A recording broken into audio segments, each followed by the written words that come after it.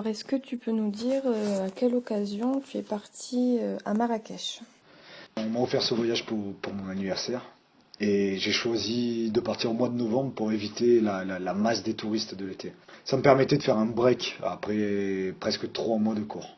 Donc, ton voyage a été réservé sur un site de deal. Est-ce que tu peux nous expliquer ce que c'est exactement? Oui, en fait, c'est un site sur lequel on trouve des offres à prix cassé. Les sites de ce genre sont de plus en plus présents sur le net. Et pour ma part, mon voyage a été acheté sur le site Groupon. Et ton offre, elle consistait en quoi exactement?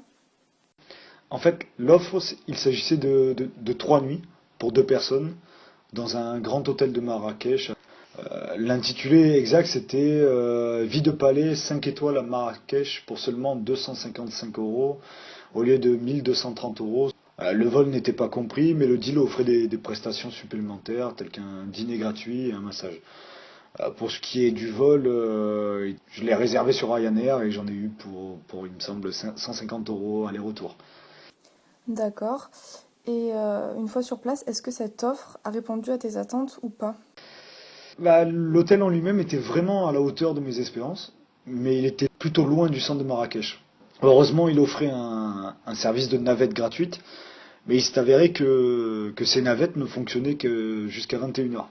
Du coup, comme j'avais un petit budget, je ne pouvais pas me payer un taxi tous les soirs. Donc j'ai été contraint de passer 2 soirées sur 3 à l'hôtel.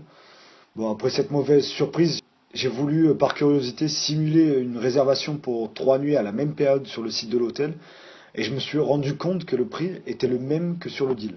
C'était juste un moyen de faire un coup de pub pour l'hôtel. Est-ce que tu as pu quand même visiter la ville ou est-ce que tu es resté plus à l'hôtel Oui, j'ai passé mes journées dans le centre de Marrakech, mais malheureusement, en 3 jours, j'ai pas vraiment eu le temps de voir autre chose que les lieux touristiques. La place Djemal Efna, les charmeurs de serpents, les groupes de musique, tous les restaurants ambulants. J'ai pu visiter la mosquée de la Koutoubia, ou encore un musée, le Darcy Saïd. J'ai aussi passé beaucoup de temps à l'hôtel quand même. Il y avait 2 piscines au centre, un grand jardin oriental. Et comme j'avais travaillé tout l'été, j'en ai profité pour me reposer un peu. J'ai pas l'habitude de faire des vacances de luxe, puisque je suis plutôt du genre sac à dos, mais ce week-end m'a fait du bien. Et justement, tu parles de luxe. Est-ce que t'as pas ressenti un décalage entre le faste de ton séjour et la ville en elle-même? Peut-être, oui. C'est vrai que je me suis senti comme un vrai touriste et que j'aurais aimé peut-être entrer un peu plus en relation avec les locaux. Mais la durée de mon séjour ne me permettait pas non plus de m'intégrer pleinement dans la culture marocaine. Une partie de ma famille est originaire du Maghreb et je n'avais jamais eu l'occasion d'y aller. J'aurais effectivement aimé connaître le pays d'un point de vue moins touristique, mais ce n'est que partie remise. Et si c'était à refaire, est-ce que tu utiliserais encore un site de deal ou pas?